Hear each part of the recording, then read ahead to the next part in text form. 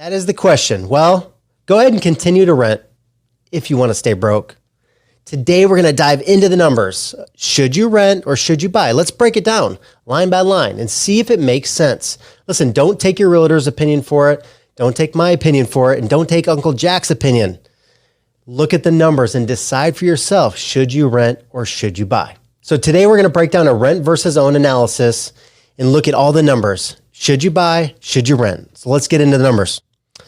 So what I'm going to do is I'm going to take a property here locally, a $500,000 single family home. We're going to keep it super basic. $500,000, annual property tax, monthly home insurance, $350. I'm not going to put in any HOA for right now. Cost to sell, I'm going to say 6% when you sell it. The loan, I'm going to do a 3% down first-time home buyer loan. Now, if you have a lower credit score, we'd probably use an FHA loan. But for now, what we'll do is we'll do a conventional loan at 3% down, assuming you're a first-time home buyer. Current rate, about 7%, high sixes for this type of a loan. Mortgage insurance, $173 a month. And we're going to say the loan closing costs is about $10,000. We're going to take this out over 7 years.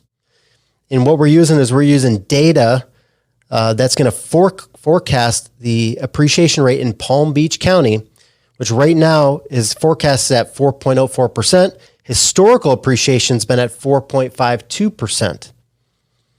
We're going to assume your current tax rate is about 22%. So let's take a look at this. So under this section here, you have buying year one. So if you bought a home, principal and interest, $3,223, property tax, insurance, mortgage insurance, another $965. So your total payment's about $4188. So that's if you bought a home with 3% down. Now, if we look at if you rented the same home, the rent's going to be approximately about $3,700 a month. Plus your renter's insurance, you're going to be all in right around $3,800 a month. Now, what happens when you rent a house?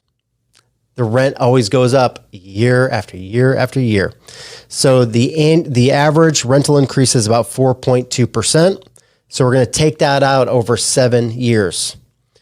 So if you take out these two scenarios over 7 years, you can see a cash flow difference here of $9,850. $9,850 cheaper to buy versus rent just from payment alone. Because what's going to happen is this rent over time is going to go up versus your mortgage payment is going to stay nice and low. So the principal and interest will be fixed, so that can't change, and your mortgage insurance cannot change. So the only two things that can change would be your insurance and your property tax. Now, property tax is going to be capped at 3% per year. Insurance, that can go up or down based on the property and the insurance markets in your area. So just from payment alone, you're going to save about 10 grand over 7 years. Now, this is the beautiful thing about owning real estate, is that over time, homes go up in value. If you looked at that previous slide there, it showed 4.52% historical appreciation rate. But what we're going to do is we're going to forecast a little bit lower than that. So we're going to do 4%. So your appreciation gain over 7 years is going to be about $160,000. Now, it's funny, like sometimes I'll talk to clients and, I'll talk to them a couple years later after they have bought their house because I'll do annual reviews and we'll have a conversation. And it's just so cool to see like a past client that bought for $300,000 and now their house is worth like $400 or $450. And I always ask them the question, like, how long would it have taken you to save $150,000? And a lot of them, it's like never. It's so hard to save money with after-tax money. And that's the beautiful thing about buying a home is that they appreciate and you can gain wealth quickly. Amortization gain, so that's you paying the loan down. So that's the great thing about buying a house is that two things happen. Values go up over time and your loan balance goes down.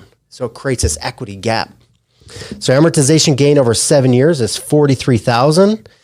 If we add those two together, net gain is $178,000 if you were to sell the house after closing costs 7 years down the road. Now, even better, $178,000, guess what? If it's your primary residence and you've lived in the house for at least 2 years, tax-free.